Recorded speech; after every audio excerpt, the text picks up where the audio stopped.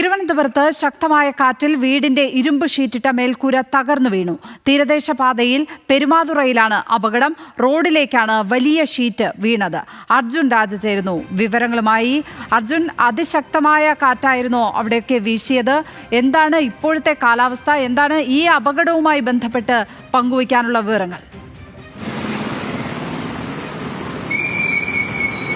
ലക്ഷ്മി, വലിയൊരു അപകടം ഒഴിവായി എന്നുള്ള ആശ്വാസമാണ് ഈ ഘട്ടത്തിൽ പറയാനുള്ളത്. തിരുവനന്തപുരം തീരദേശ പാതയിലെ പെരുമാതുറയിലാണ് ഇന്ന് രാവിലെ അപകടമുണ്ടായത്. വലിയ ഷീറ്റാണ്, അതായത് മേൽക്കൂരയ്ക്ക് വേണ്ടി ഇരുമ്പ് ഷീറ്റാണ് ഉപയോഗിച്ചിരുന്നത്. ആ ഇരുമ്പ് ഷീറ്റാണ്, അതായത് വലിയ ഒരു മുകൾ നിലയുടെ ഒരു മൊത്തം ഭാഗം മറച്ചിരുന്ന ഷീറ്റാണ് ഒന്നാകെ ഈ ശക്തമായിട്ടുള്ള കാറ്റിൽ റോഡിലേക്ക് വീണത്. അത് റോഡിന്റെ മുക്കാൽ ഭാഗത്തോളം റോഡിലേക്ക് ആ ഷീറ്റ് വീണത ദൃശ്യങ്ങളിൽ കാണാൻ കഴിയും. വലിയൊരു അപകടം ഉണ്ടാകേണ്ട സമയമായിരുന്നു. പക്ഷേ ഭാഗ്യം കൊണ്ട്, അല്ലെങ്കിൽ വലിയ ആശ്വാസകരമായി ആളുകൾ ആ സമയത്ത് റോഡിൽ ഇല്ല എന്നുള്ളത് കൊണ്ടാണ് ആർക്കും പരിക്കേൽക്കാതെ രക്ഷപ്പെടാൻ കഴിഞ്ഞത്. അതിനുശേഷം ഏറെ നേരം ഗതാഗത തടസ്സം അവിടെ ഉണ്ടായിരുന്നു. പിന്നീട് ആറ്റിങ്ങലിൽ നിന്നും കഴക്കൂട്ടത്തു നിന്നും ഫയർഫോഴ്സ് എത്തിയാണ് ഈ ഇരുമ്പ് ഷീറ്റ് കട്ട് ചെയ്ത് മുറിച്ചുകൊണ്ട് ഗതാഗതം പുനഃസ്ഥാപിക്കാൻ കഴിഞ്ഞത്.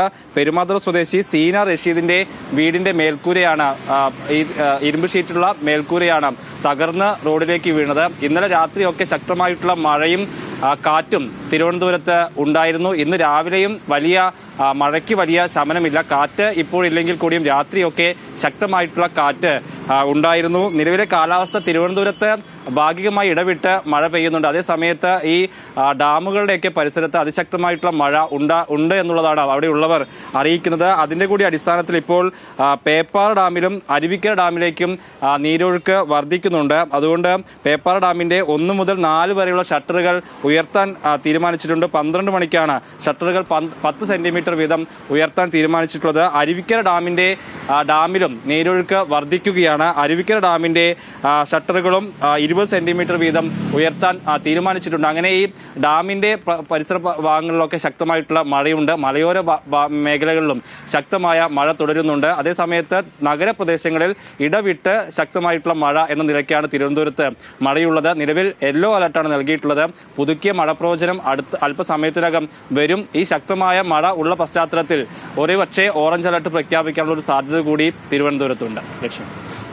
അർജുൻ രാജാണ് തിരുവനന്തപുരത്ത് നിന്ന് വിവരങ്ങൾ പങ്കുവച്ചപ്പോൾ.